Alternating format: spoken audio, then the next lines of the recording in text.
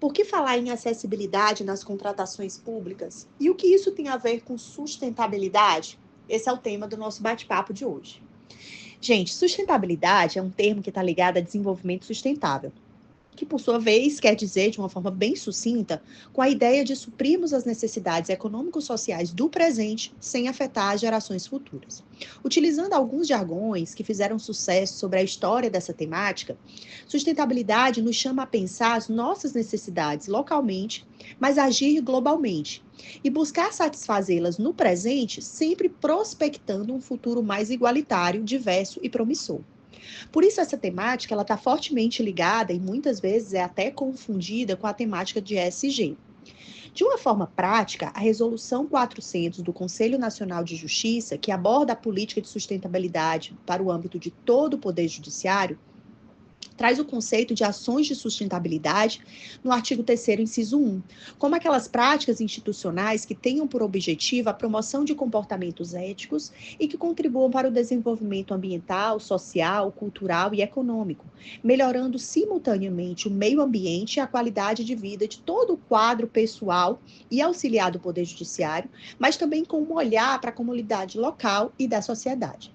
Esse conceito, ele reforça a sustentabilidade como um instituto que visa estabelecer uma relação positiva entre desenvolvimento, meio ambiente e também outras questões socialmente relevantes, devendo então buscar instrumentos que o auxiliem nesse caminho de transformação. E é exatamente aqui que as contratações públicas se encaixam com perfeição. Nesse sentido, a gente tem que inserir questões relacionadas à inclusão, diversidade e acessibilidade quando colocamos em debate a própria sustentabilidade, especialmente sob a sua perspectiva social, entendida ali como aquela obrigação de termos um olhar atento a todo o capital humano que está direta ou indiretamente relacionado às atividades da instituição, incluindo seus funcionários, colaboradores, servidores, o público-alvo e até seus fornecedores, mas também lembrando da sociedade em seu entorno e da comunidade em geral. Daí que o termo inclusão, ele diz respeito à possibilidade de participação plena de todos em igualdade de condição na sociedade. Já a diversidade, ela tem que ser entendida como a inserção de pessoas que foram historicamente excluídas em determinados espaços em comparação a grupos supostamente homogêneos e predominantes. É bom que a gente tenha em mente que diversidade não resulta imediatamente em inclusão. Por fim, a acessibilidade, ela já é um conceito que deve ser entendido de maneira pragmática. Ela é um instrumento, uma ferramenta, ou seja, ela é a ponte que leva à inclusão.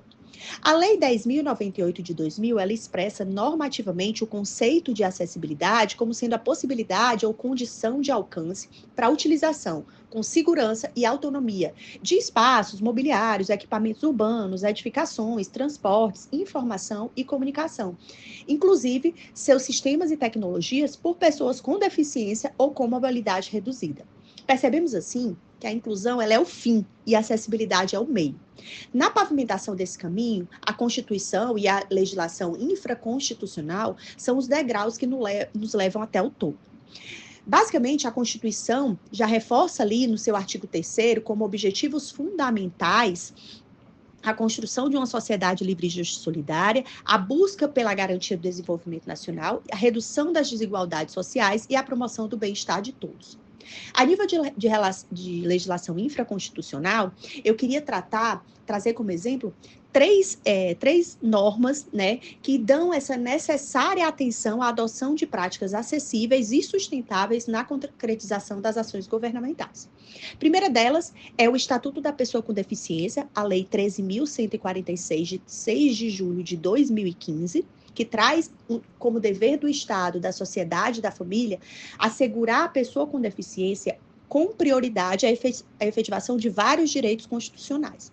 A segunda é a legislação 10.048, de 8 de novembro de 2000, que trata da prioridade de atendimento a pessoas com deficiência, dentre outras, né? Ali como pessoas com transtorno autista, pessoas idosas, etc. E, por fim, a Lei 10.098, de 19 de dezembro de 2000, que trata da promoção de acessibilidade das pessoas portadoras de deficiência. Flávia, mas o que tudo isso tem a ver com os Objetivos de Desenvolvimento Sustentável, ESG? Gente, tem tudo a ver. Só para vocês terem uma ideia, a Agenda 2030, ela elenca como ações voltadas para pessoas com deficiência, especialmente 4 ODS, a ODS 4, a 10, a 11 e a 17, que tratam de educação de qualidade, redução das desigualdades, cidades e comunidades sustentáveis e governança, respectivamente. Demonstrando que é necessário reconhecer, respeitar e celebrar as diferenças em busca de políticas públicas de maior diversidade. Nesse contexto, a administração pública entra como um indutor do processo de mudança cultural e utiliza a sistemática de contratações e aquisições públicas como ferramentas. Então, mais do que estimular o consumo sustentável, o governo deve utilizar as contratações públicas como input de mudança social. O que faz total sentido quando a gente lembra que as contratações públicas representam aproximadamente 12% do PIB nacional. O Tribunal de Contas da União já alinhava a necessidade de se vincular a governança dos órgãos públicos com o cumprimento de suas metas desde 2015. Se vocês deram uma olhadinha no decreto 2622 de 2015, esse órgão de controle ele já sinalizava a governança como um mecanismo que visa assegurar que a tomada de decisão e as ações efetivas na gestão das aquisições públicas estivessem alinhadas com as necessidades da organização. Esse mesmo órgão estipulou índices para mensurar a maturidade e a eficiência dos órgãos da administração pública federal. Lembrando que o atual índice aplicado, que é o IESGO, o Índice de Efetividade de Governança, além dele analisar riscos e oportunidades de melhoria numa perspectiva de governança, ele também exige que os entes sobre o qual ele faz essa análise e supervisão também se atentem em relação às práticas ESG. Assim, reforça a busca de uma atuação do Estado para derrubar as barreiras que impedem a igualdade e necessariamente inserir dentro dessa discussão a acessibilidade na hora de contratar. De fato, as contratações públicas podem e devem garantir o interesse público e fomentar a busca por igualdade material. E a Lei 14.133 de 2021 reforça esse paradigma, especialmente quando ela traz o princípio do desenvolvimento sustentável como princípio e objetivo, além de, em vários dispositivos, trazerem regras específicas das contratações públicas relacionadas à acessibilidade. E aqui eu cito o artigo 6º, o artigo 45, 63, 92, 116 e 137. Lembrando também que no artigo 75, esse normativo diz que a licitação pode ser dispensável para a contratação de associação de pessoas com deficiência. Mas vale registrar que não apenas com a Lei 14.133 de 2021, a sustentabilidade e acessibilidade se tornaram temas afetos às contratações públicas.